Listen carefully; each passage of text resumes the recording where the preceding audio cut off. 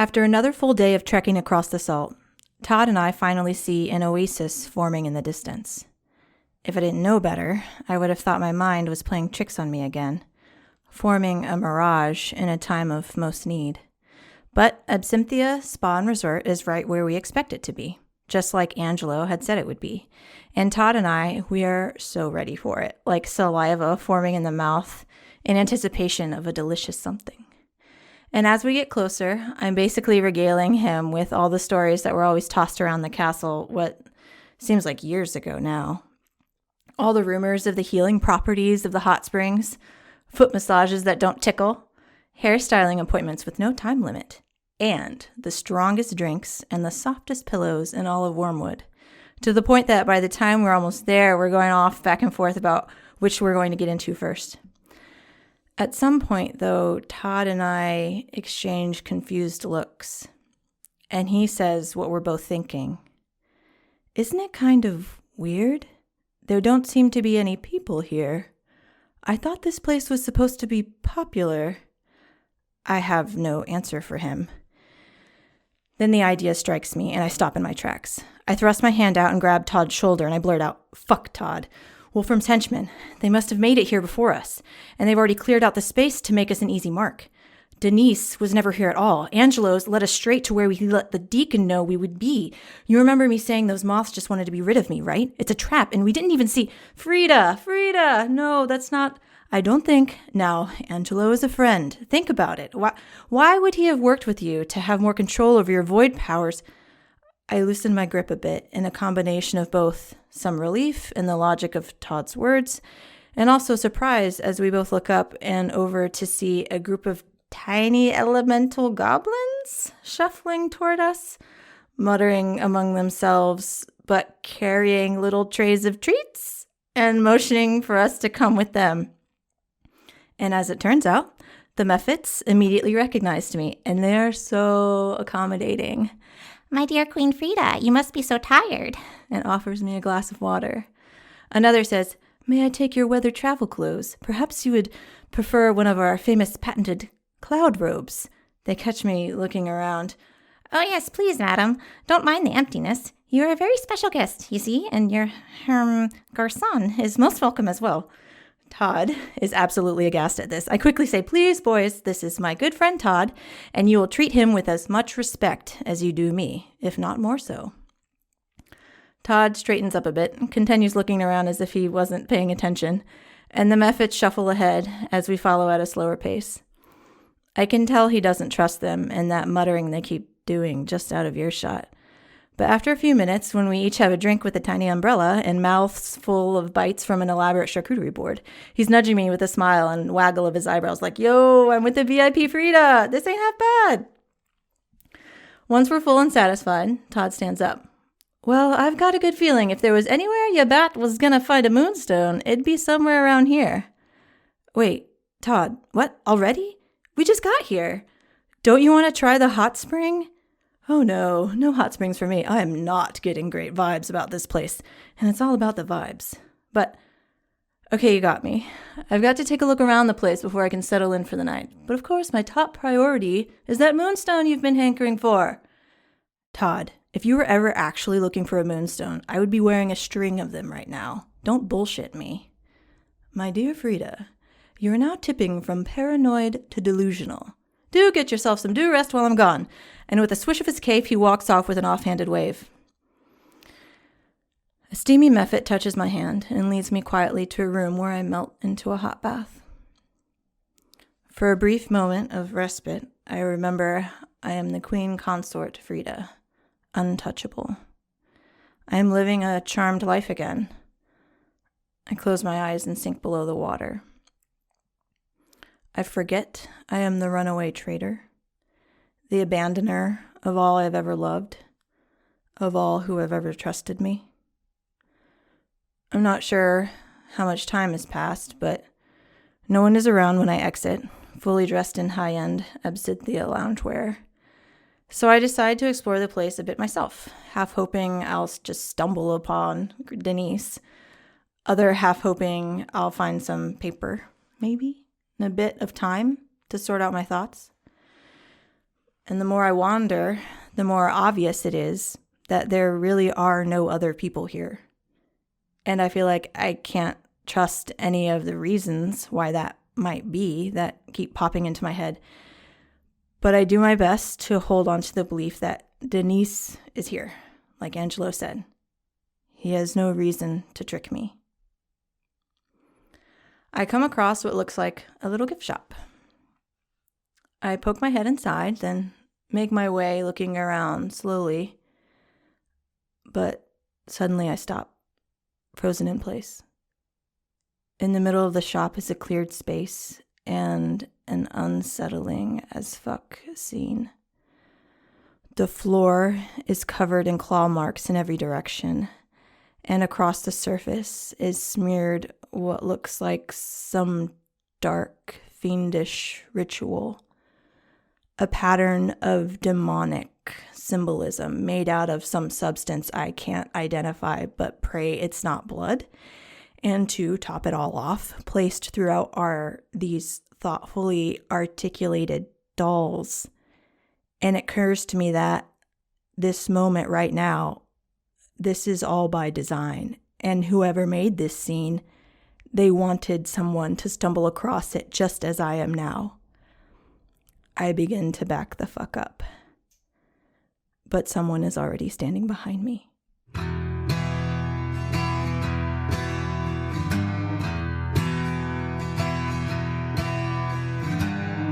Покайся богам, пацан, ведь во всем виноват ты сам. Похоже, ты влип, пацан, и расхлебывать будешь сам. И расхлебывать будешь сам.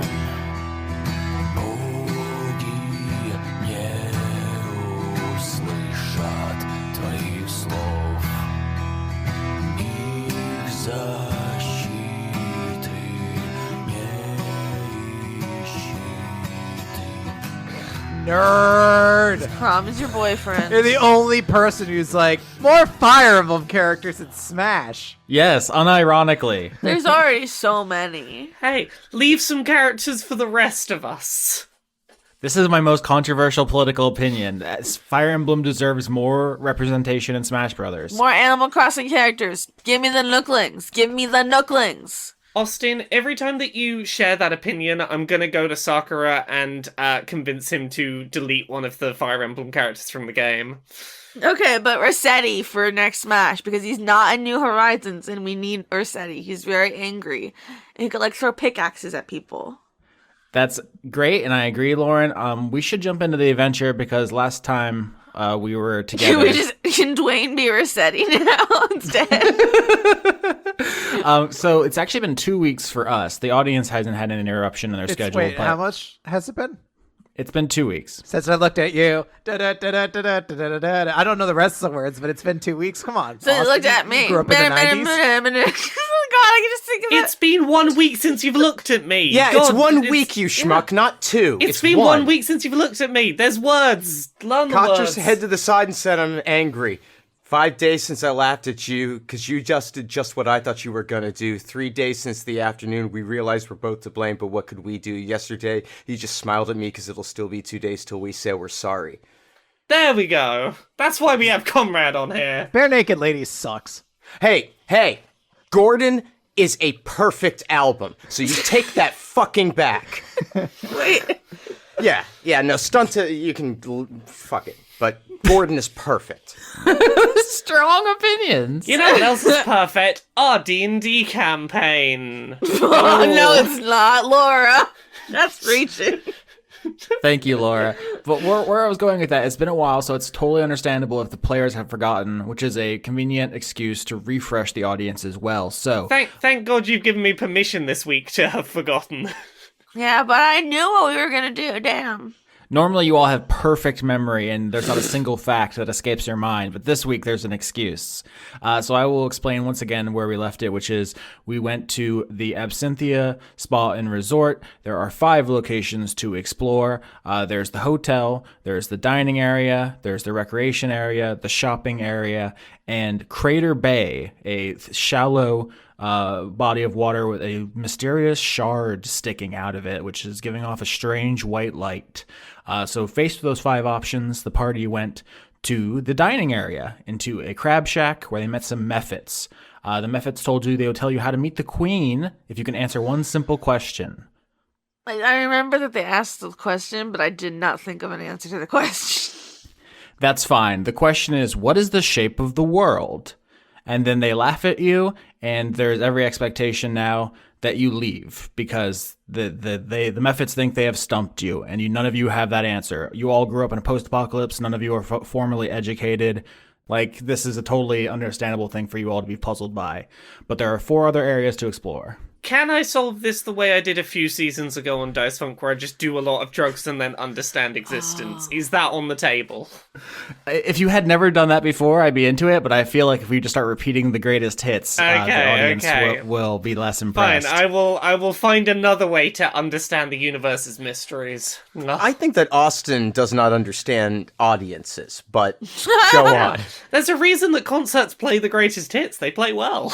I absolutely do not understand audiences, and some of that was illuminated recently. I met a professor named Michael Bakan, B-A-K-A-N, who studies autism, and within like 10 minutes of meeting me, he was like, "Oh, you are extremely autistic, my dude, from the way that you do not make eye contact, you don't know what to do with your hands, the way you talk."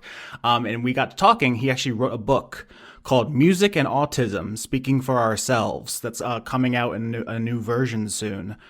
So that's Michael Bakan, B-A-K-A-N. And we were talking about my podcast, and he's like, it'd be cool if you mentioned it, because someone who he worked with, because we were just talking about his process, his co-author was someone named Graham Gibson, which is what, Graham, G-R-A-E-M-E. I didn't give it a second thought. Gibson's a very common last name. But guess whose son that is? Oh! No. Wow. No. The world is very small. Which Mel Gibson? No, William Gibson, author of Neuromancer. Oh my god, I was like, I don't know any other Gibsons except for the guitar. And I was like, what the fuck? That's wild. I'm not going to lie. I went to Google and typed someone Gibson to see who would come and up. Mel Gibson literally has like 10 kids. William Gibson was my first thought, but I was like, that can't possibly be right. No, but Neuromancer, obviously a groundbreaking work of cyberpunk, a big influence on season 4. Apparently autistic, has co-authored this book, Music and Autism. It's coming out a new version. It looks like it's very, very soon. So it's on Amazon. I just typed it in, so it's easy to find. But someone I met recently who helped me understand myself and how I don't understand how other people view me. So that's a thing. Not understanding other people's perceptions is a great time. Woo, Autism Squad. Super fun. Well, so now I look like an asshole. Thanks. No, it's great. It's 100%. I'm used to it. It's fine. It's all cool and good. And I met someone who knows William Gibson's son, which is like 7 degrees of knowing a cool guy. That is crazy. Where were we? I've completely lost the plot. We don't know what shape the world is. Yeah, you don't know what shape the world is. So there's every expectation here that the mephits think they've stumped you, and you're like, well, let's explore the rest of the spa. There are 4 areas. The guest services area, aka the hotel. There is the recreation, the shopping, and then the shard in the center of Crater Bay. Now, here's something that doesn't actually matter, but I'd like to think about it for flavor. On this Disney map you have in our Roll20, there is a monorail. Can we get on a monorail? I mean, absolutely. It's not running, but that's very Stephen King's The Dark Tower, the post-apocalyptic monorail, a very strange part of that series. I love a monorail. I would just steal the talking monorail if I wouldn't get yelled at. Someone would absolutely call me out. Just as a reminder, is the hotel where we believe we would eventually be taken if we can solve this riddle? No, the mephits told you the Queen Denise Wolfram, is inside the shard in the center of the bay. Oh, okay. Because, see, I was going to say we go to the shard because the shard seems like... A mystical shard would be the perfect place to find out the mysteries of the universe. We'll see, but I feel like it could be advantageous to go to the other things because the shard seems like the biggest thing. Yeah. Everything's totally open for exploration. I also have to clarify, I think someone in the audience pointed out that I said Diane Wolfram. It's Denise Wolfram. Diana is the leader of the Bat Folk in the Glass Forest. That was just a Freudian slip in an earlier episode. Denise Wolfram. I want to go shopping. Oh, we can go shopping if you like. I like shopping. That's not Lola, but it is Lola. I mean, that is a very valid excuse to pick where to go next. Maybe there'll be something left. I don't know. Get a nice hat or shoe. Gotta see what's left before the sales clear everything out. It's funny because if you look at this map of Disney's Caribbean Beach Resort, under the shopping heading, there is literally only one thing, which is a trading post. Every other heading has many different things, but shopping district, very small. Can I just say about this map, I can't stop looking at it and seeing that the lake looks like a foot. And I know it's called Barefoot Bay, but it looks... No, it's supposed to. Yeah, it looks like a foot and that weirds me out. It's a foot. That's a foot. The audience has asked me to stop talking about feet. Oh, did you talk about feet a lot? It comes up more than you think. Should we check out the trading post then? Ooh, maybe there'll be trail mix. Trail mix. So the party leaves the crab shack. You can leave the thriller bark tied up there. I'm not gonna spring a trap on you and make you move the ship around every time. But you just kind of trudge over to the gift shop in the shopping district. It's a very humble stand. But why don't you all roll perception as you approach it to see if there's anything about it that catches your eye before you just kind of walk in. Persuasion? Not persuasion, I'm sorry. Perception. Jesus Christ, brain. 12? Persuasion on the right door. Hey, gift shop. What do you... Gift shop, please. I got an 8. I got 11. Come on, Lauren, we need you to save us. I rolled a 9. We don't know shit. Yeah, so 12 and 11 above average. I say as you approach the gift shop, you notice that there's a light on inside. You haven't seen anybody but the Mephits here, and they were very quick to hide from you. So there's a candle flickering in the window. Someone seems to be inside. So that's what I'll tell you as you approach if you want to change how you kind of go into this situation. But with an 11 and a 12, that's what you get. Can I use detect thoughts to try and get some surface level? Hey, what you got going on there? Are you friend or foe? Yeah. So Vindrass, you use your psionics to cast detect thoughts using your psionic die, and within I think 100 feet you get the surface level thoughts. Oh, and it's only 30 feet. It's not that good. Yeah, I would say if you get up close to the door. You can kind of get some. It's not a particularly big gift shop. You get some surface thoughts in here, which is nope, you sit down over here. Nope, turn this way. Good. Okay, now it's your turn. It's somebody who seems to be talking to different, in their mind, they're thinking through directions. Yeah. But you only get one set of thoughts. I was gonna say there's not other sets of thoughts being directed. No, there's only one source of thoughts, but this person's be nice, sit still. Huh. My gut says if we just go in very smiley and friendly and don't acknowledge whatever weirdness is going on there, probably it's gonna be fine. just whatever's going on in there, it's totally normal. What a roll to knock. There's no knock roll, although there is a knock spell, weird enough. Oh, there is, yeah. Yeah, but if you knock on the door, and I think... So, Vindrass, you're still keyed into the surface level thoughts. Yeah. You just get someone, the person whose thoughts you're detecting it basically just thinks to themselves, these Mephits, so annoying. I'm busy right now. Go bother the halflings, you jerks. Vindrass sort of just through the door goes, sorry to bother you. If it helps, we're not with the Mephits. We were hoping to, find someone that wasn't them around. Hello? Okay, so you're just gonna outright expose that you've been reading their mind? No. This is just a pure coincidental. Oh, hello. We're not with them. Hello, it's us. Okay. Yeah, so I think Vindrass, you kind of enter the shop, kind of assuming a chill posture, and you see in here there is a small boy about age 13, and he has all these different action figures and stuffed toys on the ground lined up playing some kind of game.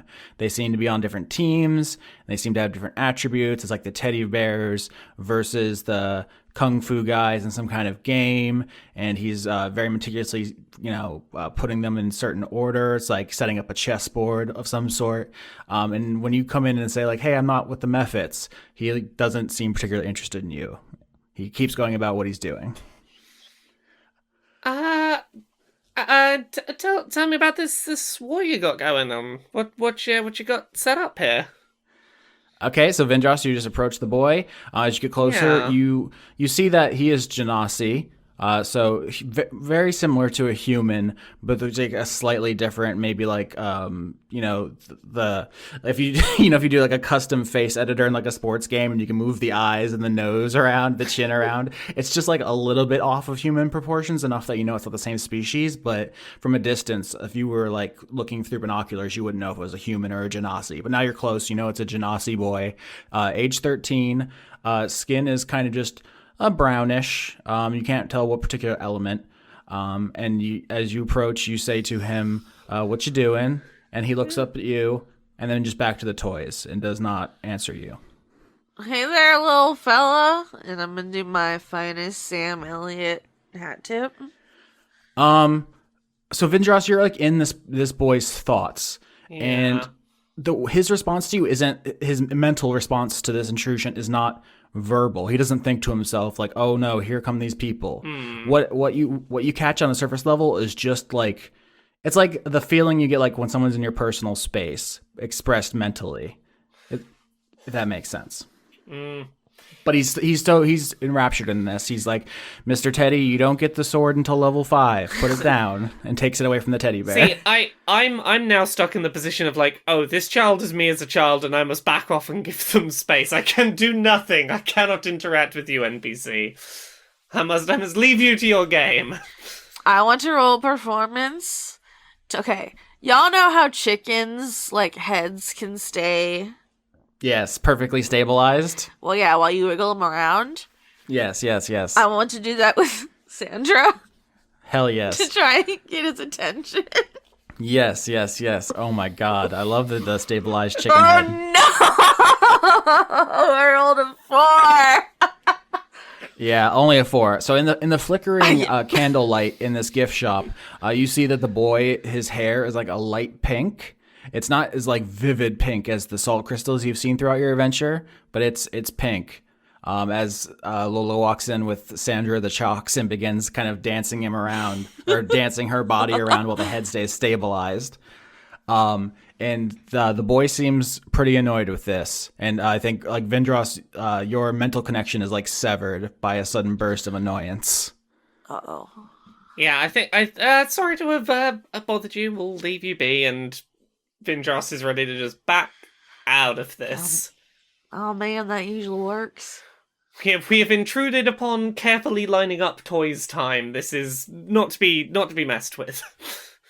Can I roll an insight on the kid? Absolutely. Oh yeah, we should do that.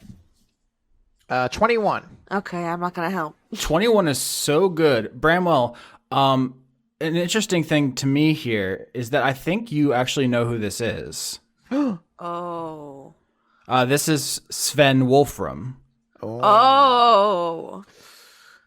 This is Claire's brother, the daughter of Denise Wolfram. And in fact, when you switched to Bramwell and made your character sheet, a thing you put on your character sheet under language was sign language, which is not an option that is available to you, but you did it anyway.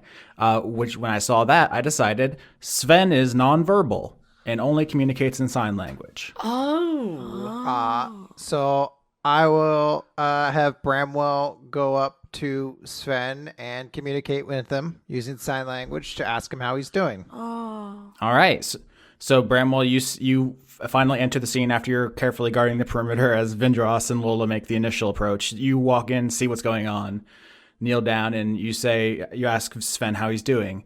As Sven signs to you, These strangers are bothering me. Can I just say I need to protect this child with my life now? This is the best NPC. I want Lola to learn sign language, damn. I want Bramwell to basically sign back that these strangers are friends of his. They're a little bit goofy, but they don't mean any harm. Sven signs, are you friends of my dad? Because he sees your armor. He will sign back, I am a knight of the God King.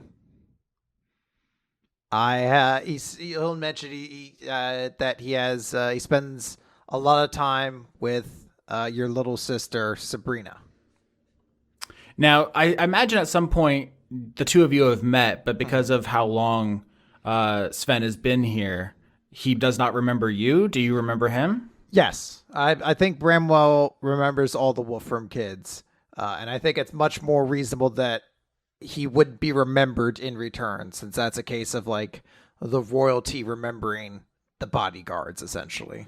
Yeah, that's what I was thinking as well. So I think Sven understands that dwarves are routinely employed as knights because they're long-lived and very loyal and hardy, and that some of them have been trained in sign language specifically to deal with him. And so he's like more comfortable with you.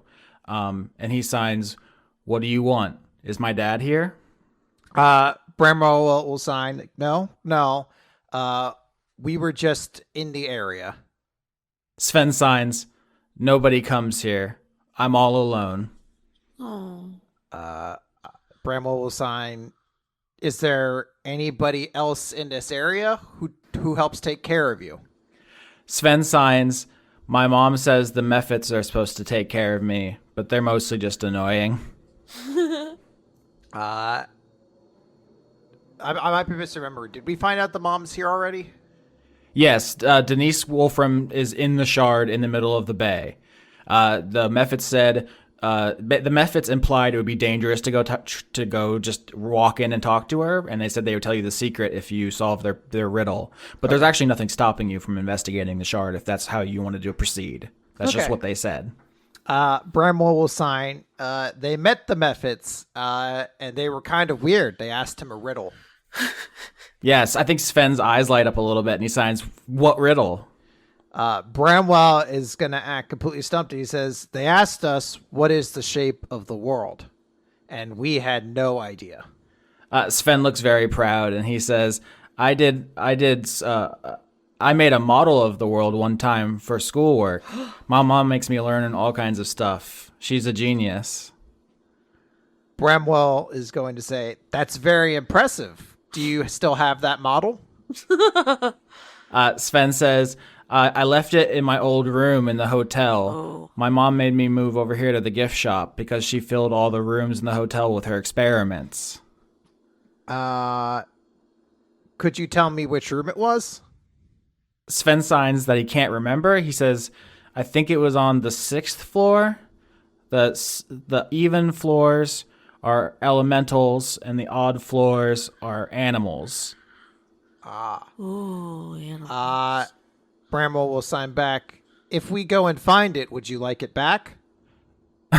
Sven signs, you can have it. I got an A. How old is Sven, by the way? 13? Yeah. 13? Okay. 13-year-old, yeah, Genasi boy. So Bramwell will just sign, is there anything that I can get for you? Oh, I don't like that chuckle. Sven signs, he says, Mom says I'm not allowed to have any of the animals as pets because they're dangerous. Could you bring me the cutest one from the hotel? Hell yes. Bramwell will just say, we'll do our best.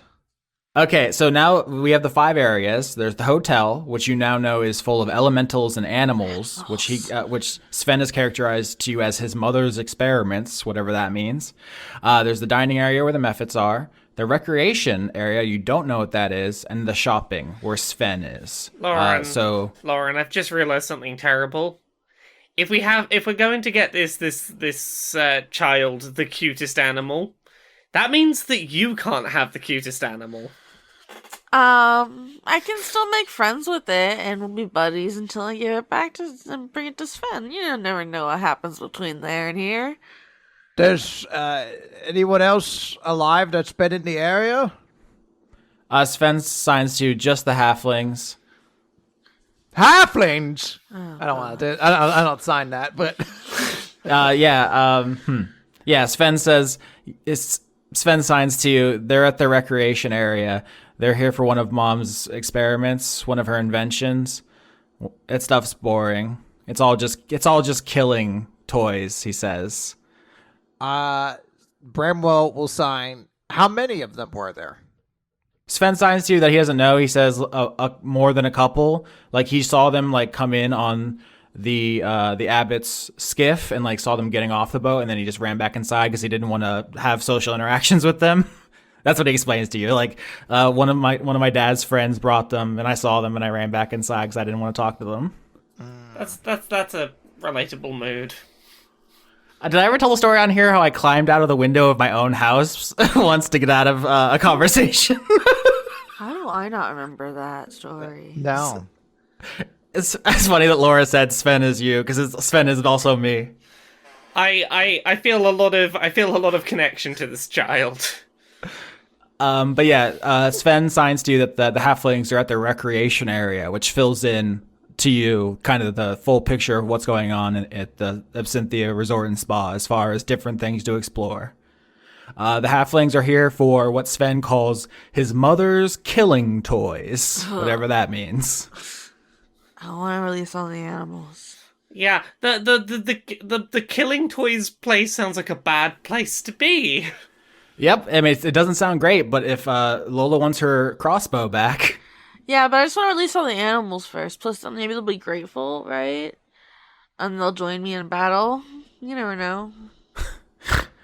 Sven signs to you, Bramwell, and asks if you want to play.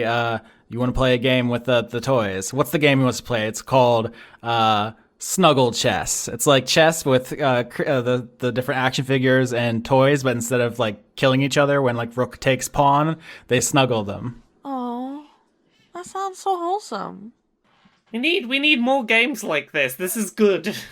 Do you want to play? Do you have like games proficiency, which is a real thing you can have in D&D? No, Bramwell does not, unless the pieces are made out of vehicles, because I have vehicle Are they perhaps made of herbs? Well, you're practically Mr. Monopoly with the monocle. I know. I am Uncle Pennybags, so I think that should give me advantage. Yeah. Vindrass would be up for playing. Okay, yeah. So you don't have a gaming proficiency, so you just roll d20, and Sven will roll proficiency. Right. I got an 18. I got a 12. That's respectable for a first try. Yeah, you hold your own. So how do you picture this, Sven? I called Laura Sven. I don't even... Let's not even unpack that Freudian slip. Like invent a kind of chess variant here with me with like toys. Because in previous seasons we had holodeck, we had dragon chess. We've had a lot of different games. We're kind of making a new one here where it's like... I'm picturing that like the various toys are moving around on essentially tetromino patterns. Yes, I love it. A Tetris chess. Yeah, Tetris chess. It's all sorted by something like maybe like the size or the color of them dictate like, well, this can do the L shape because it's that color. Ooh, I do like a color element too. That's really satisfying. Yeah, because then you've got like nice, color symmetry for movement works well. Yeah, so there's like a spatial element with the shapes, but then the color, it's like, Fire Emblem, sword beats axe, axe beats lance, lance beats sword. It'd be like red beats green, green beats blue, blue beats yellow, yellow beats red or something. Yeah. In addition to the types. Exactly. I think we're onto something here. Okay, I love it very much. Sven does crush you convincingly, but he doesn't seem disdainful of your effort. He's like, well, you did well for someone who hasn't played this before. He signs that, I think, to Bramwell, and then Bramwell can choose to give that however you want. But he said he's played better. No, he'll offer that you did excellent. Bramwell's like, he says, get wrecked, noob. Vindrass is happy to have picked up enough on the rules to have not just had to stop every 2 minutes and go, wait, what can this piece do? Yeah. Okay, so does anybody have any more questions? Sven seems alarmingly well-informed for someone of his age. It seems like he doesn't have much to do but think and, like, read and play. Bramwell asks, when was the last time you saw the God King?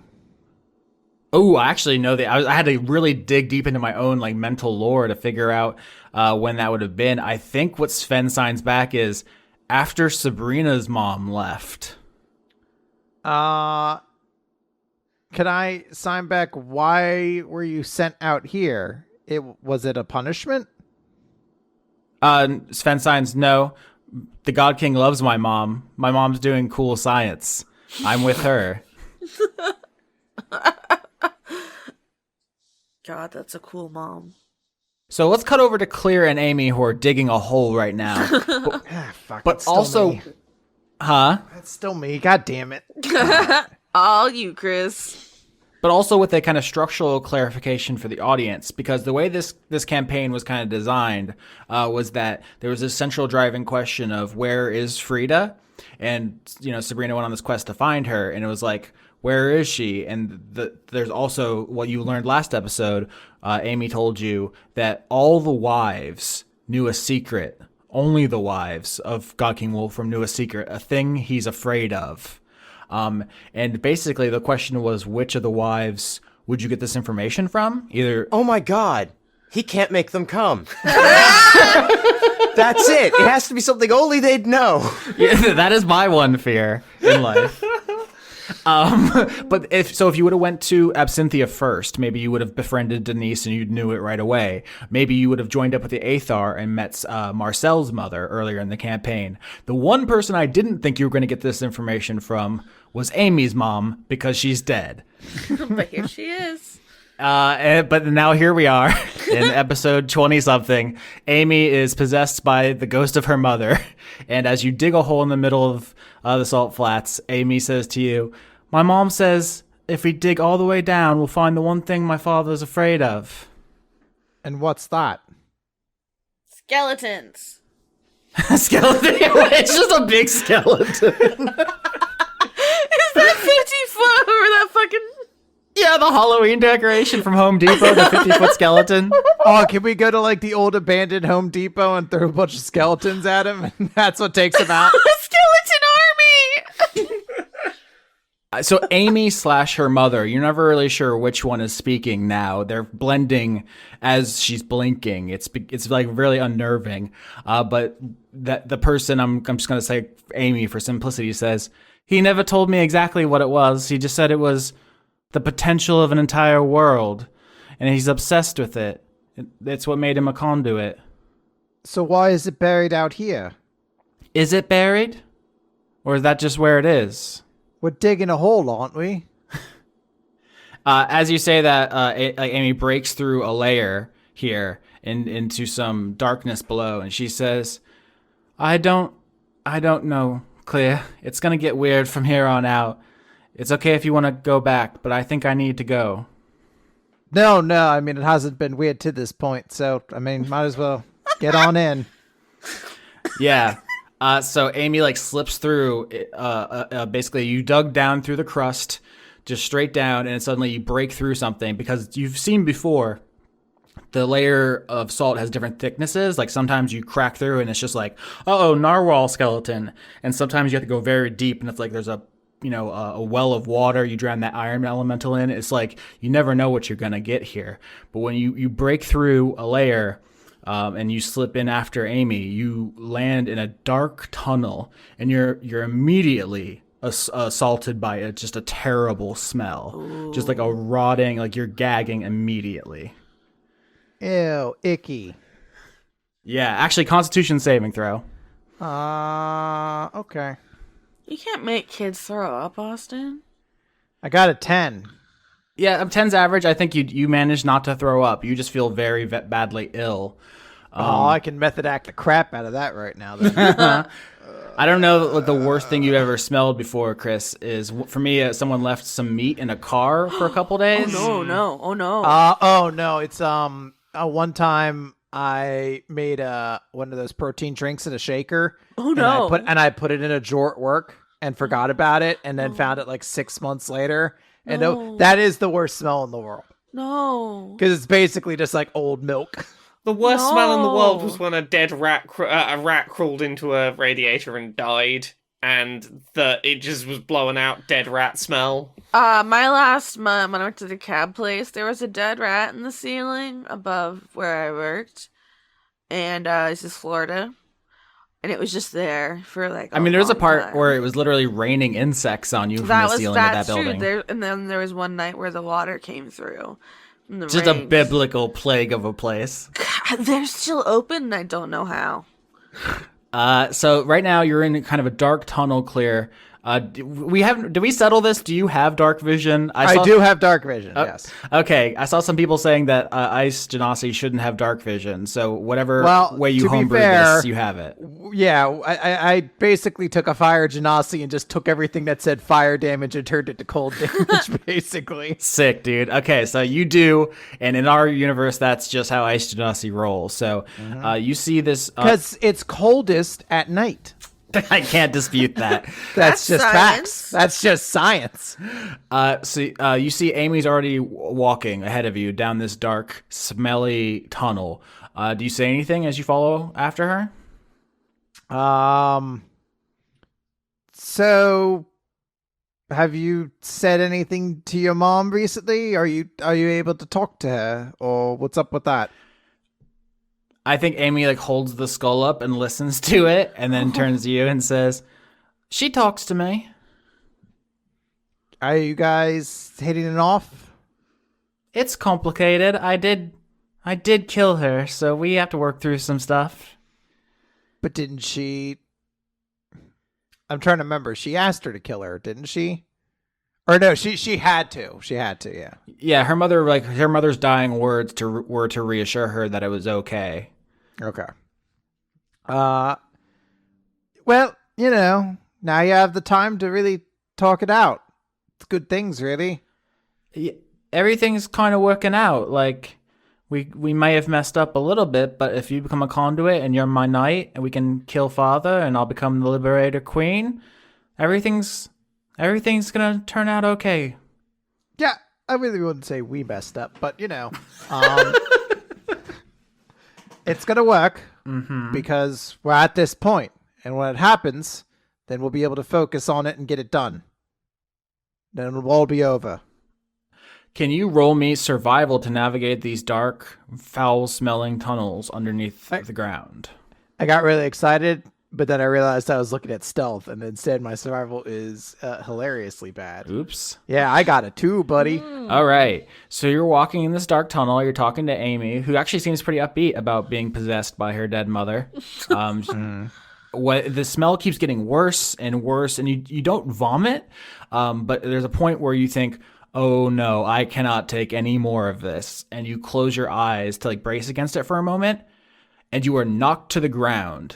You take 4 damage, and something hits you in the dark, and you get knocked down to the ground here. You have dark vision. I was going to say it's hard to see, but there's some kind of mass above you. And it smells fucking awful. It smells like a dead body is on you. Oh God. Okay.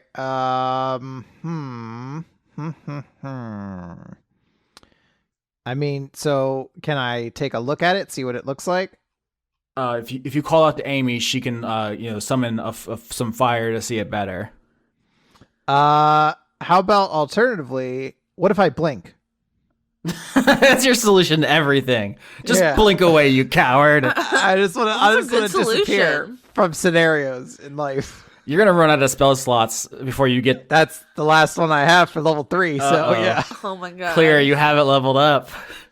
It's gonna be fine. It's gonna be fine.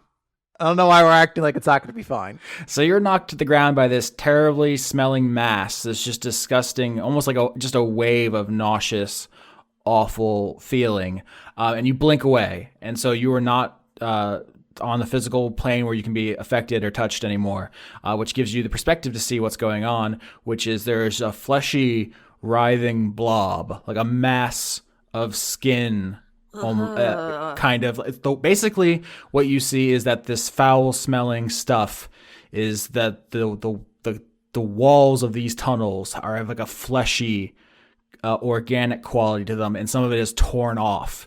And you can see as it kind of tries to stand up from where it knocked you down to like turn and look for you. There is like rudimentary limbs kind of pressing through this flesh, humanoid but mangled and like boneless. This is essentially like a flesh golem. I painted one of those. I will leave because I don't really need to hang out with that. Yeah, my face is like, y'all seen that bird that like looks disgusted? It's me. It says visible disgust. That is the face I'm making listening to all of this. Austin, you monster. Lauren, please post visible disgust bird in the Skype for me to enjoy. I will. He's great. Now, birds aren't real though. So how does Chris, when you say you leave, do you stay in the gray and just run down the tunnel away from the flesh golem? Yeah. I'm just gonna go down the tunnel basically. So we gotta get to this thing. So you leave this mass of writhing flesh behind, with Amy, who begins fighting it off with her ash magic. Her bursts of ash and fire kind of illuminate the tunnel as she forces it back. Flesh golems actually have aversion to fire. If the golem takes fire damage, it has disadvantage on attack rolls and ability checks until its next turn. So if this was a combat scenario, you would have kicked its ass pretty handily just because Amy happens to have its weakness. This wasn't particularly planned. You could be here by yourself. You could be worst enemy. You could be like intense enemies with Amy and she wouldn't help you. It just so happens she's on your team. So she fights it back. She doesn't kill it, but she uses fire to force it to flee. Cool beans. But yeah, so that's what she's doing as you go on ahead. Do you continue scouting or do you wait for her to catch up? Okay, keep scouting. Actually, I was going to say roll something, but because you're in the gray, nothing can really stop you. You have like not infinite time, you have until the end of the spell. But I'm going to say you go on ahead, and what you find is more fleshy walls. No, I knew it. Essentially, I don't know if you'd know the word quarry. But you're in a kind of rock quarry and some tunnels in part of it, and all the Power Rangers are gonna fight here soon. And all the walls have become infested with putrid flesh, and sometimes parts of it rip off and attack. What the fuck? But now that you're in the gray, they don't sense you. They can't. You can just kind of go on, and Amy's gonna catch up. But you get to the end of a tunnel, and there's like a shaft down into a lower level. Is this like a flesh mine? No, it's just a flesh shaft. It's fine. Don't call the episode that. Hey, who doesn't love a flesh shaft? The flesh shaft. Someone has to say something better than flesh shaft, or that will be the name of the episode. Maybe if it's a flesh sack, I don't know. Nope, not better. That's the same. They have to be the same place. Austin's very handsome. See, you can use that He's instead. not going to. He doesn't believe you. No, I don't believe it at all. Okay. Do you go down the shaft, or do you wait for Amy? I'll wait for Amy only because I need to make sure this is the right place to go. Okay, so Amy basically fights her way alone down this shaft. Every once in a while, the walls rip open, bleeding pus and mucus as fleshy golems kind of come out of the walls, and she forces them back with ash magic. And as she reaches the edge of the shaft, your blink wears off, and you pop back into the real world. And she looks at you and she says, "Where were you, knight? Your queen needs you." I thought you had blink too. Shouldn't we avoid fighting anything? I have to conserve my more powerful spells. You don't know how far we have to go. Well, now we know. So down there, or what's up with that? Yes, we have to go to the very bottom. Do you just jump in, or? Okay, so there's a confidence and a nervousness. You don't know which is Amy's and which is her mother's, but this person simultaneously has two expressions in a way that you feel a queasiness in your stomach looking at. I wanna do a cannonball. Okay, you cannonball into the flesh shaft. Let's cut back. Let's cut back to the wolf pack. The flesh shaft is a little. Okay. I'm sorry, Lauren. Can I get that one more time? The flesh shaft is a little old place where there's too much flesh. Look, it was cold that day, and Yep. All right, so the team makes it to, I believe, the hotel. Yes. Yeah. Seven stories. This is clearly built recently, which is to say post-apocalyptic. This is not like Harp City, which is an artifact from the old world made of glass and steel. This is like adobe or brick. This is like the people who came after the calamity found this bay and built this thing around it as a tourist attraction. You don't know where all the tourists are, or for that matter, where the staff is. But that's the thing you definitely understand when you see this building, is that this is not a pre-apocalyptic artifact that people just moved into. Okay, I want to release some animals. How y'all feel about that? I mean, that seems like what you would do. I mean, we get a small little guy for Sven, and just let the other ones go about their business. Maybe. I feel like literally any door we open here looking for a cute animal is going to be a boss fight behind the door. Laura, have I become that predictable? Yes. I mean, D&D has a formula. Yeah, no, this is as close to a dungeon as I really ever put in our campaigns. Is this building with 7 floors of monsters in it? So you walk onto the first floor. This ground floor actually doesn't have rooms, right? It's just like the lobby and sorry, Lauren? Well, I just said lobby. Yeah, it's the lobby and the cafes or whatever. It's been a while since I've been in a hotel. I'm trying to in my mind picture things that are on the first floor, and it's like elevator, but they wouldn't have invented elevators post-apocalypse, so it's just stairs actually. But it's completely deserted, and also everything looks like the people just got up and left one day. It's not like it was there's no blood and skeletons, the classic environmental storytelling where every room has a skeleton with a note on it. It's like, nope, everyone just left and you don't know why. How about should we investigate maybe? Yeah. I would love that. I would love an investigation roll. I got a 16. Not a botch. It has -1. I got a 1. 13. Okay, so the party, we got 13 and 16, which are both above average.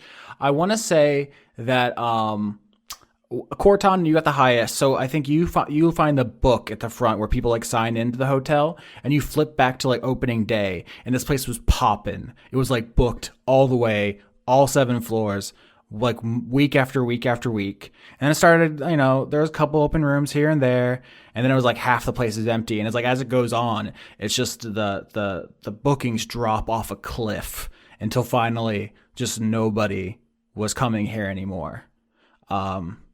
That's I can't give you any more than that with just a 16 and a 13. Mm-hmm.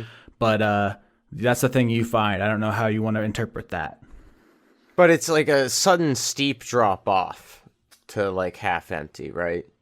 Yeah. So I would say it gets exponentially worse. It's a little bit at first, and then more and more, and then it's just plummets. And then craters. Yeah. This seems like the kind of place to spend as little time in as possible. We get up to what did he sign? The 6th floor, and try and find that room and just get the fuck out. Also, he wants a pet. I don't know if we're sticking to that or not, but. Okay, so Vindrass, you tell everyone time is of the essence, and you charge up to the 2nd floor? I think that's the plan, unless we see a room with a window in it and it's the fluffy bunnies that are totally harmless room. No, we talked about this in season 5. If you see a fluffy bunny, that's absolutely the last room you should go into. Yeah, you're right. But yeah, so you go up to the 2nd floor, and the way this is structured is you get up to the landing, and then you go onto this floor, and then across the hallway is the stairs to go up to the next floor. It's alternating sides of the hallway, if that makes sense. Okay, are there any little windows in the doors? Well, no, they're hotel rooms, Lauren. What kind of hotel? Have you been to a hotel with windows on all the doors? I don't know if they're putting. I feel like if she's putting experiments in there, she'd install doors with windows. Because then, what if somebody labels the wrong one? She's like, "Oh, I'm going with the tiny baby puppy guy," and then it's nope, it's the murder guy. It's funny you say that, because no, there are not windows, but she did do something, which is these doors have colored. They're color coded with like swatches of paint. It looks like she walked down these hallways with 3 paint cans, green, yellow, and red, and like 3 paintbrushes in them, and just like marked the doors, green, yellow, or red. Yeah, do we think she did it the way everybody would assume it is, or do you think she did it like weird to be different? And so green is usually good, yellow is like, oh, bye. Can we insight that? Can we insight if this is insight the a doors? reverse psychology situation? Yeah, sure. Insight these painted doors. Hell yeah, I love to insight a door. I don't know if you're joking, but I'm doing it. I'm just saying. 22! 20. I'm sorry, I was muted. I screamed, how did I botch this? That's very funny. Okay, so 22 and 20, the party 100% succeeds. You know, green means like benign, yellow means maybe some danger, and red is like don't fucking open this door. And Khorton botches, which of course means as you walk down the hallway and all you realize what's going on, Khorton just opens the door just to poke his head in and see what's inside, and is immediately yanked inside the room. I thought red meant sexy. I want to ride into the room. Unpreposterous? Yes. Can he fit? Of course. Can Every he? hotel has to. OSHA regulations ensure that your hallways need to be big enough for a moose, for all ungulates or whatever they are, however you pronounce it. Apocalypse OSHA. The dice love me this season. I don't understand. What did you do? I don't know. Like, I mean, I did sacrifice that puppy, but it was really for a good cause. I needed a vacation. Okay, so Khorton is pulled inside a room marked red, and like just quickly yanked behind the door. And Bramwell. I guess we're going in there. Huh? I guess we're going in there. Yeah, Bramwell comes in hot on his heels, slams the door open with preposterous. So what you see when you enter the room is a very actually clean and like maintained hotel room. It doesn't look trashed, but Khorton is being grappled by what is unmistakably a mercury elemental. Oh, I love Oh, mercury. that's a bad time. That's bad, but it looks like it'd be so fun to touch. Yeah, it's a roughly human amount of mass of quicksilver, of like, Terminator 2 liquid metal. It's like coiling around him and like trying to choke him out or like almost go inside of him. I'm not doing damage to Khorton yet because I want to see how this shakes down. Do you want to roll initiative or does someone have a solution? This isn't a solution, but I just realized if OSHA makes everything big enough for mooses, that means that there's capacity to fit things as big as mooses in these rooms. Oh, yeah. So in bringing his moose with him, Chris has retconned the universe to allow him to put almost anything in here. That's fine. Go for it. I want you to be you, buddy. Can I roll an Arcana check to see if I know what mercury is? Or do I just think this is a sorcery? Yeah, so nature check. 16. Yeah, so this is a mercury elemental. I think you know that. You know mercury is a thing. I think like maybe someone has uncovered enough mercury technology just for rudimentary thermometers. So temperature affects this thing, but it's alive. It's roughly human size. I don't think, with the 16, would you know that it's poisonous? That's the question. I think with 15, it's dangerous. This thing definitely wants to kill Khorton and is going to unless someone stops it. But I don't know if you know it's poisonous. That's the question. You know what? I'll say yes. I'll say you know enough to know that the prolonged contact is also bad, even if he survives. Do I know what a weakness to mercury might be? I think you know piercing damage isn't going to do it. Slashing isn't going to do it. Maybe you can bludgeon it away from Khorton. I have bludgeoning. I can do that thing. Can I try and bludgeon this off? Sure. Basically roll against Khorton's AC because this thing is wrestling Khorton. You'll hit both, but if you do enough damage, you can get it off of him. All right, so, okay. Do I hit? Oh, yeah, you hit. Oh, God, yeah. yes, you hit. 24, oh, my God. I do hit.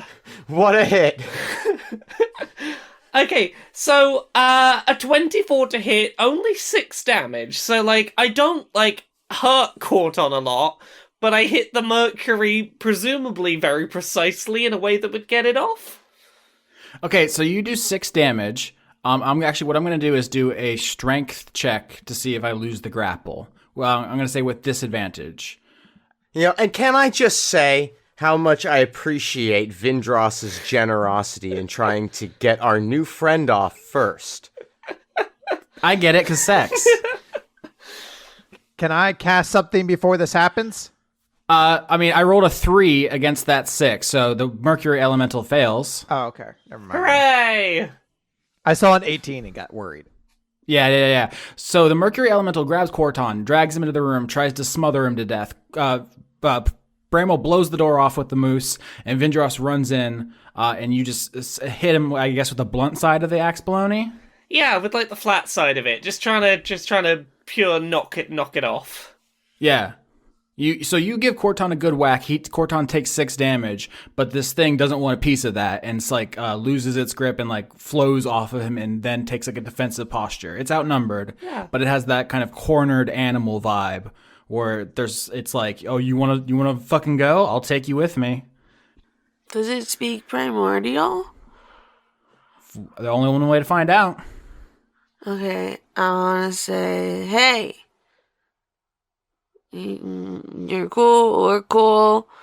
You let him go, we'll let you go. You don't gotta just leave it here. Okay, so to decide how I respond to that, how about I get a persuasion? On a 9.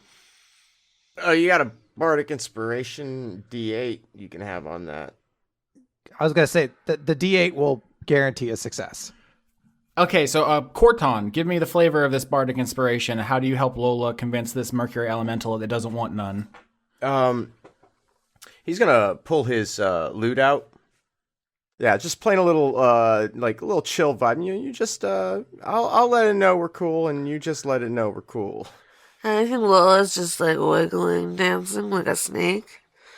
I think the mercury elemental says to you back in primordial with an Aquan accent, because there's 4 different kind of dialects of primordial. So it has an Aquan kind of twang to its thing. It says, "It's cool, man. It's cool.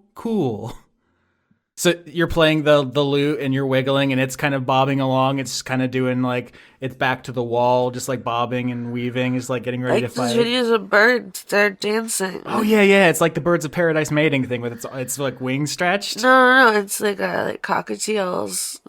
When you play the music, they just like bounce up and down. Birds dancing to what was that? Carly Rae Jepsen. Don't act like you don't know her name. She has a sword. Put some respect on it. She does have a sword. Okay, so Khorton and Lola work together to pacify the mercury elemental. You're not best friends, but you basically convince it it's not worth fighting 4 against 1. Hooray. All right, you back out of the room, and I think once you get clear of the door, it slithers out and goes down the stairs. Bye, bitch. As it slithers away, you just hear it going, like, it's cool. As it gets farther away. It's cool. Khorton, Constitution saving throw against mercury poisoning. Cool. As a mole, I believe you do get advantage. I can, yeah. I can get advantage on this, but I don't need it. I got 19. Yeah, I think this might have poisoned somebody, but Khorton shrugs this off like nothing. You could have eaten a bite of it and you would have been fine. His body's fought off worse things. Barely felt it. It's like that Simpsons joke about all the viruses can't get through the door. Three Stooges syndrome. Yeah. All right, so you have a clear shot to the stairs to the 3rd floor. Do you take it and get out of this elemental hellhole? Yeah, sure. All right, where you get up to the 3rd floor to see the animals, which means we cut back to clear. Well, but we do have a flesh shaft. So you fall down a flesh shaft and you land in... Just like my dream last night. So you're falling, and then splash into cold water, sending a shock through you. And you hear above you Amy also falling. Do you do anything before she lands on you? I want to blink again. No, I'll swim out of the way because I don't have any spells that could catch her. So, tough luck, sister. Dexterity saving throw. This to me feels like a charisma saving throw. Because I'm going to be like, watch out for me. I shout that out up into the sky. Weird. Bramwell and Clear both have mercury poisoning. Oh, no. I got a 12. Yeah, that's fine. You can just dive underwater and she'll hit where you landed and neither of you collide and take damage. All right. I'm going to try to help her get out of the water. It's going to be easier for me as a nice genasi to not be bothered by the cold. I imagine as an ash genasi, that's got to suck. And she's my guide. That's exactly what happens is you're like, ooh, this is actually like refreshing, embracing. And she's like, I feel sick. Please help me. This fucking sucks. Yeah, I'll like drag her by like her collar out of the water. So roll athletics to try to swim and pull because you're still underground. It's still dark. You don't know where you're going, and you just keep going deeper and deeper. 8. Yeah, it's not great. It's not? Huh? It's not? It's not great. No. Huh. What now? What's the spectrum? Like what's the high end? The high end of rolling? Yeah. What could I have gotten?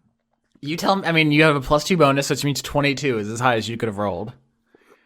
Is this rhetorical? Am I being owned? Hold on, I'm gonna have to take my shoes off. I gotta count what the difference between these are. Okay, you're dragging. Oh yeah, that's a lot. You're dragging Amy through this dark water. She's not acclimated to it. It's like making her physically sick, and you're not making great progress as you swim through here. She says, "Clear, if I don't make it, can you be the Liberator Queen?" I mean, I'll kill the God King. But what about all the people who need you? Who need me? The moles? The Merciel? The Turek?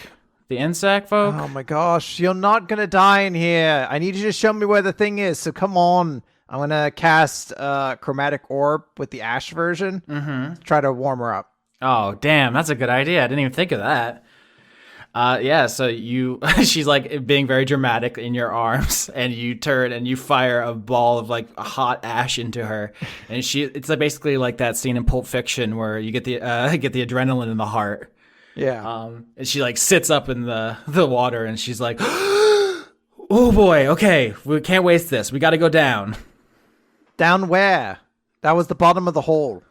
All the way to the bottom. Keep going. She dives underwater and starts swimming straight down. I hate this. Oh, yeah. Okay, I'll die underwater. This is where the fucking Sonic the Hedgehog drowning theme song plays in. and all of my childhood anxiety comes back at once. So do you follow her? Yeah. So you dive underwater and start swimming after your sister, who's energized by that ash magic. And you see under the water, because you have dark vision, the shapes of buildings submerged under here. Whatever part of this underwater, how do you want to say this? Wherever you are underwater, there's like an entire city here. You see tall, like multi-story buildings. You see what are clearly like churches. You see like a town square, all underwater. All right. I'm gonna follow after Amy. Mm-hmm. She doesn't seem to know where she's going. She's just swimming straight down. God damn it. Yeah. Here's what I'll say. If you just follow her blindly, she eventually swims over to a church underwater, and like swims through a broken stained glass window and inside the building. If you continue following her, she like goes down, or she like swims up and tries to find like an air bubble in like the rafters because of the way this building would have filled up. I'm gonna roll something for Amy here to see if she can pull this off without your help. Because usually I don't want the NPCs to solve your problems, but you doing the chromatic orb is essentially paying off here because she's energized and full of vim and vigor. Okay. So I'm going to try to get a 12 here. I'm just telling you the DC. 23. Oh, yeah. Now, is that a good roll? That's a very good roll. Oh, that's excellent. Yeah. So you follow Amy into this underwater church. She swims up to the roof and finds like a part where when this place flooded, basically the attic of this church was watertight, and she busts open to that and takes a couple of gulps of stale air. and you catch up to her, and you guys have a moment to breathe. And she's like, I hate water so much. Yeah, it's not great. Where are we going? Do you know? We have to find some kind of, I don't know, trap door or tunnel out. We just have to keep going down. That doesn't seem super helpful. Your mom doesn't know specifically where that is? She just knows it's at the very bottom. Well, that's not the most helpful. That's why I was raising an army of moles to take the throne, because this whole thing seems, frankly, dangerous compared to a war. Yeah, let's talking more fucking door finding. I'm gonna dive back down. Actually, roll religion, because you're in a church, to know if you know of any way that there might be like a secret passage out of here, an escape route, maybe for clergy folk under attack. I love that. 18. The war is less dangerous. That's fuck that. Fuck her. Thank you, Conrad. You're welcome. I'm glad you caught that. She's like, listen, it's very safe for me to command an army of cannon fodder against my father. It's dangerous for me personally to have to go do something. With an 18, I want to say that you see a symbol in this church, which is a great black spider. And you don't have enough knowledge of ancient drow religion to understand what that really means, but you get the sense that spiders, there's trapdoor spiders, A, that's the first thing, and B, that they have a web formation where it's like there's the center and it splits off through all these threads, and you see there's that design on the floor, which gives you a sense of, like, if you follow the threads, they all lead somewhere, and like one goes to a front door, a side door, a back door, the confessional, and then one just ends nowhere. Ooh. And you think like, there's the trap door, and so you swim over to there, and there's like a loose tile in the floor, and you think there's a trap door here, where if like the clergy were under attack from an enemy religion, they could sneak out here, but the door is stuck. What do you do? The door's stuck. What's the door made out of? It's like a tile. So it's like, I mean, this is like a D&D thing, so it's like made out of like probably some kind of old stone. Can I grab another stone and use catapult and launch that at the stone to try to break it? Oh yeah, I love that. All right, I'm going to do that. All right, so you have to make an attack roll? No, the thing makes a dexterity saving throw. It assumes that my aim is perfect. Well, yeah, it's an old rock. I don't even know. It has -5 dexterity with disadvantage. There we go. I think I do it. No need to roll to make sure. Woo! You got a 1. That means something good happens, right? Yeah, I mean, yeah, you pick up a piece of stone here underwater, aim it at the tile, and it glows with magic, and you fire it like a fucking bazooka through the floor. And as it shatters this old stone, and you immediately creates a whirlpool, because this was like a sealed underwater, like underground passage that wasn't full of water, and so immediately you get sucked into this passage, you and Amy, and you're pulled down through the passage as water begins draining through the floor. Okay. I'll like do that thing where like you straighten up and you like kind of like lay like you're gonna be in a coffin, you know? Yeah, you do a water slide. Yep. That's fun. All right, that's great. So Clear and Amy, you make it through this layer as you're sucked through an underground tunnel in a whirlpool. Wolf sucked through the flesh shaft? Nope, you're past the flesh shaft. You can't just call everything a flesh shaft. It's not a flesh shaft? All right. What about a wet shaft? Sucked through the wet shaft. Oh boy. I really fucked myself on this one, huh? I mean, is it a hard shaft or? Oh god, Vindrass has mercury poisoning. Worth it. The wolf pack. You reach the 3rd floor of the hotel, which you are to believe is populated by animals. Once again, the doors are marked green, yellow, and red. I want to open the very first green one. Okay, so I have some animals here prepared, but they're more of the boss fight variety. Lauren, do you want to improv with me a fun, cute friend? I absolutely do. This is so fun. I love this. Let's make an animal together, friends. What if it's like a hedgehog, half rat? A hedgehog rat? Yeah, a hedgehog rat. A hedge rat or a hog. A rat hog. A rat No, hog. wait. A hedge rat or a rat hog? I think I like rat hog better, but they're both good. Now, this is great because Sven, being a kind of having difficulty socializing, is famously the hedgehog's dilemma is the name of that idea. Yeah, they're very picky about their socialization, and they're very smart. So do you want to roll animal handling with advantage as you open this hotel room, and you see the hedge rat, this rat hog. Hedge rat hog. Yeah, the rat hog. Does it run away? Does it hide under the bed? I just think it does the like hedgehog noise they make when they're like scared or angry. Yeah, which we call snorfing. Yeah, it's like a snorfy. It's like a. It's kind of like that, but from a hedgehog's snout. Yeah, 10's not great. I don't think it comes out. I have one remaining Novocaine healing potion. Maybe we can just get a little bit numb. Oh no! Oh my God. How bad do you want this? Because I have create food and water. Oh. I can make some food, but like I gotta burn a good spell slot for that. Do it for Sven. I'm gonna make you some food. There you go. Yay! Thank you, Laura. I magicked up some animal food. Yeah, what kind of food is it? Describe to me, Lauren and Laura, the scene of Vindrass making food and Lola coaxing out the I almost said werehog. That's Sonic the Hedgehog. Fuck. So like hedgehogs, they really like milk and bread for treats, but you're not supposed to give it to them. And then for rats growing up, and like my mom's rats now, like we usually give them these like little baby puffs to snack on. It's like a tiny cookie for a rat.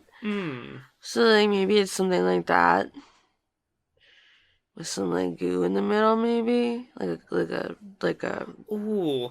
small and like a gusher for a small animal. Yeah, maybe have the filling inside the puff, so they're just like a little multi-textured treat. It's like little cookie gushers.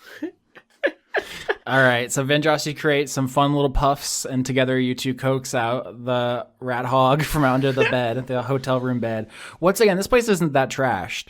Like, the mercury elementals seem to mostly just like chill out on the floor. The rat hog isn't big enough to cause chaos. It seems like the mephits just come by and just like throw a bunch of food in here and maybe clean up. And so it's relatively chill. It comes out from under the bed. You get it. How do you carry this around? How do you package him, so to speak? Do you name this animal, or are you going to let Sven do that? No, I would let Sven name it because he's gonna be Sven's buddy. I put him in the little baby pouch on Stuart's belly. Oh yeah, it's just taken for granted that any Lauren Morgan character has a baby pouch. I didn't even question it. No, I came in the first episode in it. It's real. I know. I'm just like, I forgot that, and I just didn't even question that was an element of your character. Nice. Yeah. All right. So the third floor, you find a rat hog. Anything else you want to do here? Or you just want to go to the fourth floor? I still kind of want to release a bunch of animals. I'm just still conflicted about it. Watch what Dwayne do. God damn it! I quit. Does anybody like have like mage hand or? Can we fashion some kind of like exit this way sign and just carefully open all the doors and stand back? Yeah. So maybe we can open them without getting attacked. I mean, Khorton has mage hand, yeah. We could. See, I was thinking, but it's probably stupid. I was like, if we go into the stairwell, go up to the next floor, and then you just mage hand open every door so that they can escape without murdering us. But we also don't know then what we're walking into when we come back down. Okay. Have you ever seen true. Cabin in the Woods? Yeah. Oh no. I hate to spoil that. That's exactly what I would have had to happen. It would have been very cool, and I'm sad that I dissuaded you. But the image popped in so viscerally. It would have been fun. Why don't we do it at the end when we're heading out? Yeah, exactly. It's just probably safer to just do it then if I'm gonna do it.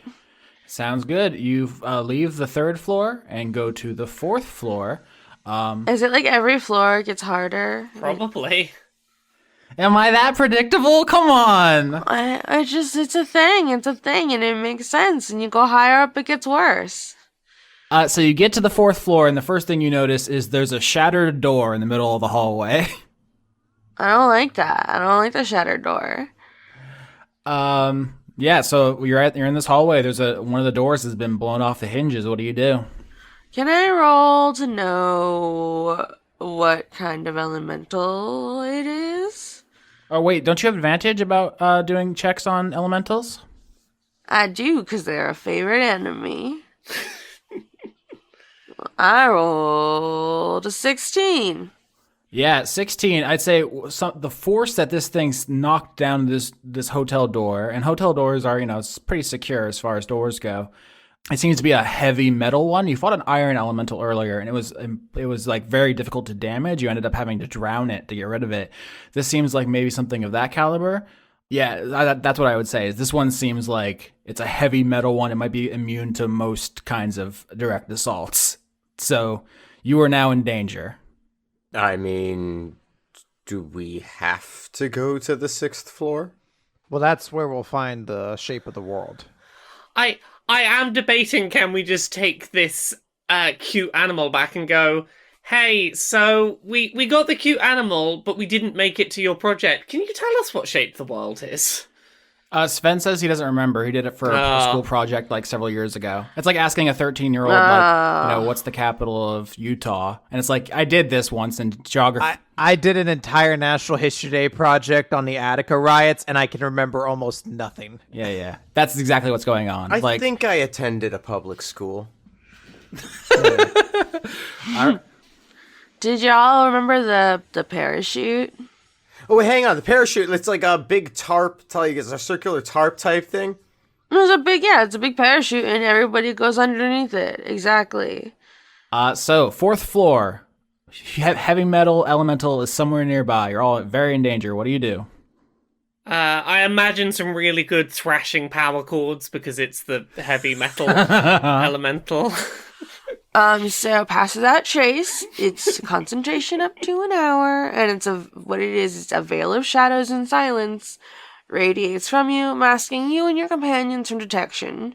For the duration, each creature you choose within 30 feet of you, including you, has a +10 bonus to dexterity. So everybody in the party has a +10 bonus to dexterity now. 12. I rolled a 20. Hey, I'm going to say that again because my fucking phone just made a noise even though it was set to Do Not Disturb. 12. 24. 24. Okay, this is extremely impressive also because Preposterous is here, so you can imagine the stealthiest moose of all time. That's a good spell. He's on his tippy toes. Well, I love this. So, Vindrass, you're in this really heavy armor. You're like this chitinous bug cleric. Fucking Preposterous is a 10-ton moose. And you're all just 24s on stealth as you creep down this hallway. Well, canonically, I've got cool chameleon shit. I can make my skin go. That's under all the armor, obviously. I can stealth that way. I like to think that Preposterous is riding on the ceiling, and no one ever thinks to look up. How do you get up there? With the 24, it's hard for me to dispute this. Canon. But what I like here is as you all go down this hallway, I think, Lola, your spellcasting focus is this bag of rocks you carry. So you're like lightly shaking a bag of rocks, which should make a maraca noise, but instead it's sending out like anti-sound magic, which like it sucks in all sound. Sucks. But so as you're creeping towards the stairwell, you pass a door which has been opened. You couldn't, like, if you're looking down the hallway, you can't see necessarily into every room, right? But so you get close enough to look inside and you see there is a titanium elemental, this hulking monstrosity, like, 8 feet tall, like, basically like what if a monster truck was a person, and it has killed the other elemental in this room and is just kind of standing over it, like, placidly, just crushed it with its hands. And that... Oh, Jesus. Yeah, you walk right by this thing. So if you had just walked down this hallway, it would have seen you, busted it out through this door, and started killing the party. But you just walk by this door, and the titanium elemental is none the wiser. Whew. Yeah, this place is getting bad, huh? So you make it to the stairwell, and you're up. Is that the 5th floor? The second was mercury. The third was hedge rat. And the 4th was titanium. So we're up to the 5th floor.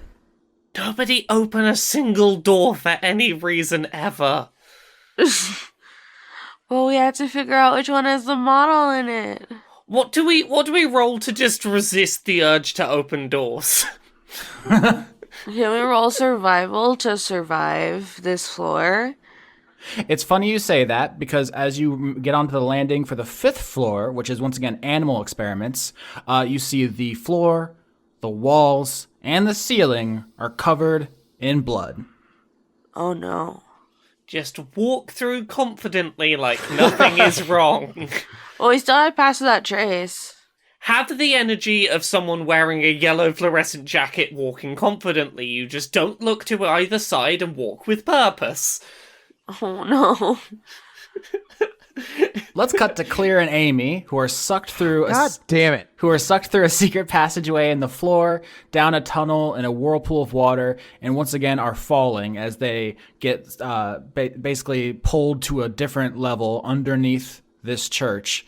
And you find yourself falling through the air in what is a strangely bright area. So far, it's been dark in the tunnels, dark in the drowned city. It's dark everywhere, but you come out of the secret passageway into what is essentially daylight.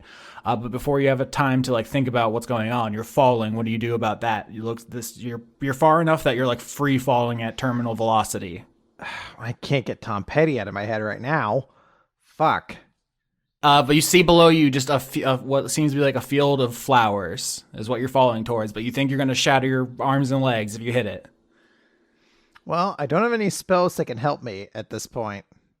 I don't know why I cast Blink 3 times. That just seems like a mistake. So I will cast Gust, which is a cantrip to try to slow my fall. Absolutely, yeah. Is there any rolls associated with that? That seems like the obvious solution when you're falling is to fire a gust of wind downwards. I don't believe so. Basically, it's like a strength saving throw to keep from being pushed. Do a charisma save, because that's your spellcasting modifier, just against 10. Let's see if you can beat 10. Oh, God. Now that you said it. Yeah. Does 21 beat 10? It sure does, yeah. So you basically do a controlled descent. It's I was gonna say, can I do a controlled descent? And then in the background, you just see Amy face plant into the fucking ground. Oh, no. You don't help her anyway? I'm just going to roll dexterity to see if she can't. She just splits her shit. Nope, 17 on the dex save. Yeah. So with the 17, Amy does a similar thing as she falls next to you. She sees you gust against the ground, so you slow down. She does basically an ash version of gust. Just it's like a wildfire of air comes out, just a toxic version of what you did. Yeah. And she lands next to you in this field of flowers, just beautiful, full bloom lilies. I want to look around. Does it seem like there's a way to go down from here? That's a perception, my friend. I got a 14. It's pretty good. You look around, and it looks like there is this field of flowers goes in most directions. You're picturing kind of like an English countryside, a Wicker Man kind of little British village vibe. But in one direction, you see some small buildings. Looks like there's a little settlement, a little village here. That's the only thing that catches your eye with a 14. You don't see a way down. It just seems like nothing but flowers. Are we supposed to dig here, or what's up? Amy says, I told you once, Clear, and I'll tell you again. I don't know. We have to go down. The God King told my mom that something at the bottom is what made him obsessed with potential. That's what I know. All right, well, I'm going to start digging. Do you want to go to that settlement thing over there and see if there's something there? And, if you get attacked, just scream really loud. That's very funny. No, I think Amy is focused on her mission. She says, no, it might be monsters, and if it's people, I don't know if they'll be friendly. We should just keep digging. All right. All right, so you destroy this bed of lilies you've landed in and just start ripping through into the earth. Do you have any other questions about her mom, about the God King, about what you're doing? There's lots going on. So, where did the God King consorts find out about this? He told my mom, and he told told Marcel's mom, and he told Denise, his favorite. But then my mom started getting rebellious, and so when he got together with your mom, he didn't tell her because he didn't think he could trust the wives anymore. So I guess that's my fault, or my mom's fault. All right. Well, so did the Duke have to go down here too? Because I can't imagine him surviving any of this. just throwing a jab in there. Yeah. No. Amy says this has nothing to do with the Duke. This is something the God King found that scared him. This has nothing to do with conduits necessarily. Why would the God King even have been down here? Well, the God King's not from here. He came here and found the salt flats and just decided to set up a kingdom here. And he wasn't a conduit at the time. He kind of took over. And when he became a conduit, it just so happened that because he was a salt genasi, he was able to leverage the landscape for his own benefit. Wait, how long ago was that? I don't know for sure. He's very old. Conduits don't die of old age. They can be killed, apparently, but they don't die of old age. Wait, so the God King could be like centuries old? Yeah, he probably is centuries old. He came here before all this was like this. He changed a lot of things in Wormwood. He's this is not his land. He's a conqueror, a colonizer. But if he's that old, why hasn't been able to make a kid with a conduit yet? I mean, he's certainly trying. It's just very difficult now. But there's only 4 of us. Are you asking why he doesn't have hundreds of kids? Well, yeah. If he's that old, what did he only decide to start having kids recently? Here's the thing about royal bastards, is that they're a threat to the throne. I know this because I am one. Having a child as a regent is just one more person you have to watch your back from. I mean, I guess. It just seems like he would have tried to do it before this point. Or maybe there are some we don't know about. Or maybe some reason that he needs to make one now. I hadn't really thought of it before. Maybe he's running out of time. And that's why he started having kids? He put it off because he didn't want to have threats to his throne? That makes sense to me. But the question is, what is he scared of and why is he running out of time? Well, I'm going to find it and I'm going to use it to kill him.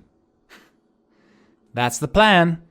And she fires a fireball straight into the last level of dirt and blasts a hole down deeper into the ground. And she says, "After you, sister." I jump in the hole. I go hole plunging. Yeah. Okay. You jump into the hole in the field of lilies and plummet down into the darkness yet again. Wolfpack, roll stealth to sneak through this hallway covered floor to ceiling in blood. +10 still? +10, yeah. Apparently Pass Without a Trace lasts for an hour, which Yeah. seems ridiculous. 35! I had this in a previous season, and I used it once, and you were like, how is it still making you stealthy? It is a slightly OP spell. It's great. I love it. I got a 30 and a crit. Oh, I got an 11 on a botch. Oh my god, Does the +10 save my botch at all? Okay, so we got a crit and a botch. I have to think about this. Okay, so you all begin moving through this bloody hallway, stepping over like the pools of gore, trying not to get, fucking guts in your shoes. All the walls are scratched to hell. There's like clearly a huge fight between whatever was kept in these rooms. And you make it through. Because the party succeeded so drastically, 35, 30, 27, and 11. But with the 11 botch, I want to make Vindrass sad. Yeah, it's time.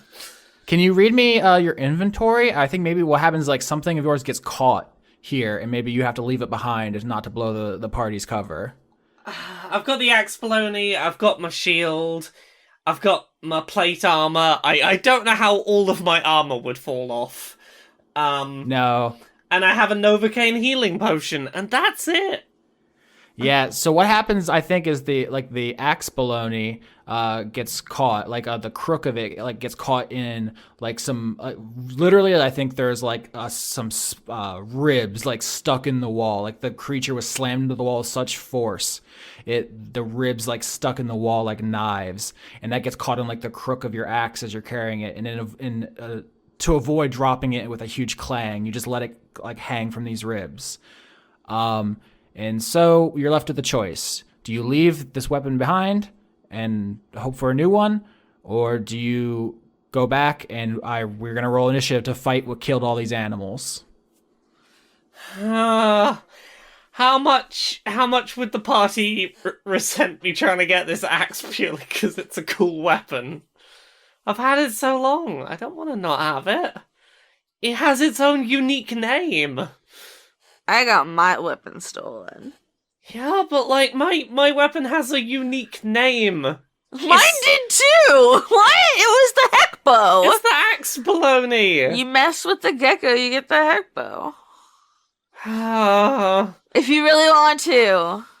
No, it's okay. I'll be sensible. I'll be behaved. Yeah, that's not the kind of thing I want to fuck with. I have no axe baloney. All right. This is very sad, but all it is you go from a +1 mace to a mace. It's really not that mechanically bad of a thing. It's just... Yeah, but the flavor. Yeah. The flavor. It's been with us since episode 1 or 2. Yeah. It's sad. So this is our tragic moment. It's gonna be weird when I have to say I swing my mace. No, I swing the axe baloney. That's what I swing. I mean, technically you can name any mace the axe baloney.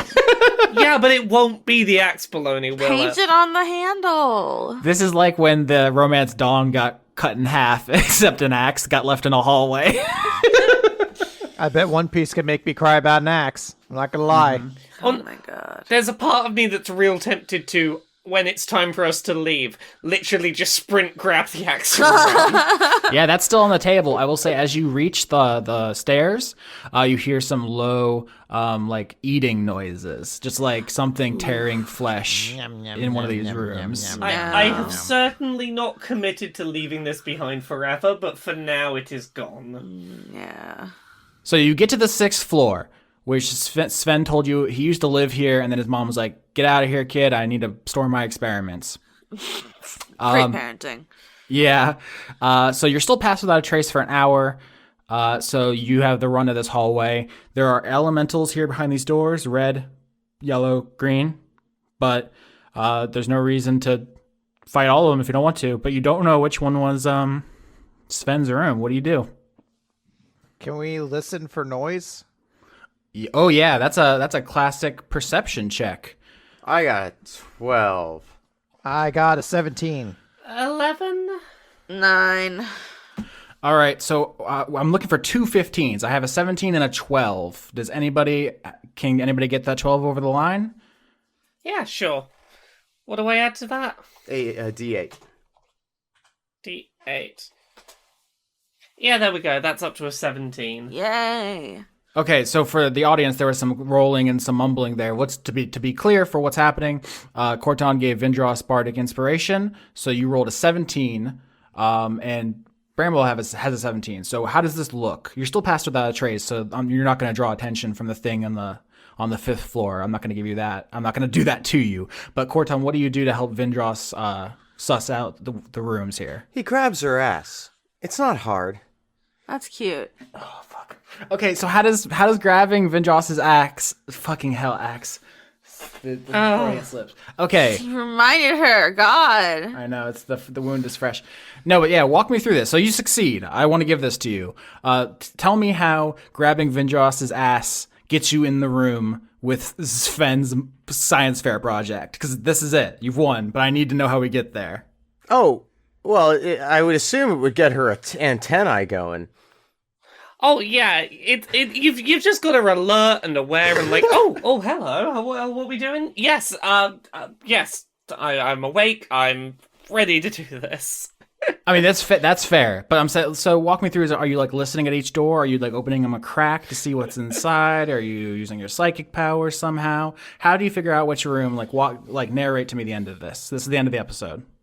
What about antennas under the doorway? Try and get a sense of what's going on in there. You know what? I can't dispute that. We have two 17s, so you go from door to door, antenna, and using your antenna to listen to them. And is it something like with Khorton holding your ass, so you feel the confidence? Yeah, the whole way. Yeah. Mm-hmm. It's just a grope fest Exactly. the whole way. The whole world melts away except for whatever's on the other side of that door and that hand on my ass. I think I got kicked out of a Target once for doing this. Yeah. But I think, so the way I guess this scene ends is you're using your antennas under a door, and there is you hear an elemental like bump into something and like knock it over, and you're like, well, all these rooms we've seen so far have literally been empty. Like, then there's not like toys for these elementals, right? So there must be something in here. And you also have passed without a trace, and Bramwell crit on the last one. So here's what I'm going to say. I'll wrap this all up in a bow. It's a green door, so you know it's safe. You can once you know that the model's in there, you like open the door and like step back enough, and you see a rolling ball of like gold, basically a giant gold nugget, come like rolling out of the room and just like bink bonk bink down the stairs as it rolls out. And this was safe. You crit on that, Bramwell, on your stealth, so it doesn't see you. It just is like, freedom! Like, it maybe even says that in Primordial, like, freedom! And rolls out of here. That nugget. What, Lauren? I said, good for that nugget. Yeah, the gold elemental's out of here. And you all look into this hotel room, and you see, knocked over on the floor, is Sven's model of the universe. What shape is it? No, it's the shape of the world. Hey. Yeah. Hey, the world. So this thing's been knocked over. So you like sit it upright, and you see that it actually has a couple different pieces, and it seems like you have to like put it back together. So why don't you actually roll? And I'm gonna say intelligence, unless someone has a better suggestion. Maybe religion, because what is religion but understanding the world? I'm bad at that. I have a -1, so. Yeah, why don't you say something like athletics? Or like wisdom based? 9. God damn it. 15. 15. 14. Yeah. Crit! Oh my God, Lola. Pulling it out in the clutch. Hell yeah. I love puzzles. Yeah, 15 and 20, especially a crit, is perfect. So everyone sits around this model, like tips it upright, starts trying to figure out where the pieces go.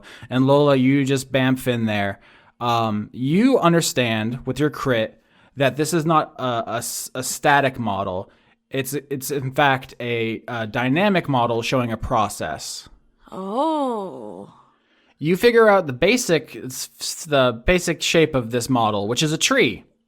Like the things that were knocked off. Oh, is it the eye? Okay, wait.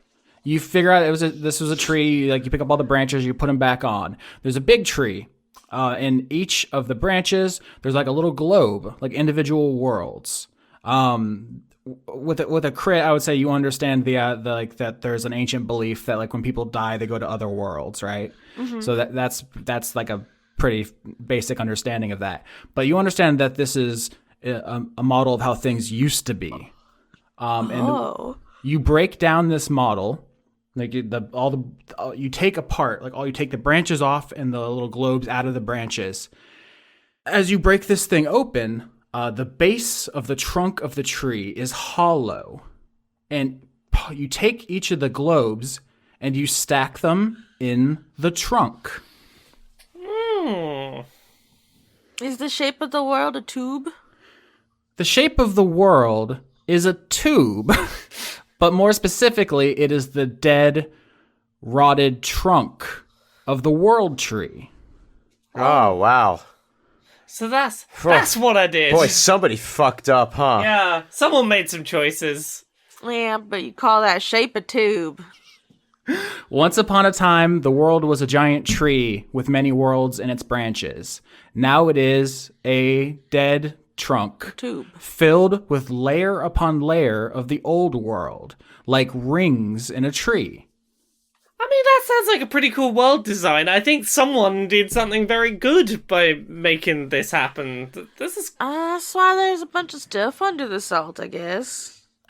As you say that, Clear breaks through one layer and falls ass over tea kettle into the next, digging down, ring by ring, to the bottom.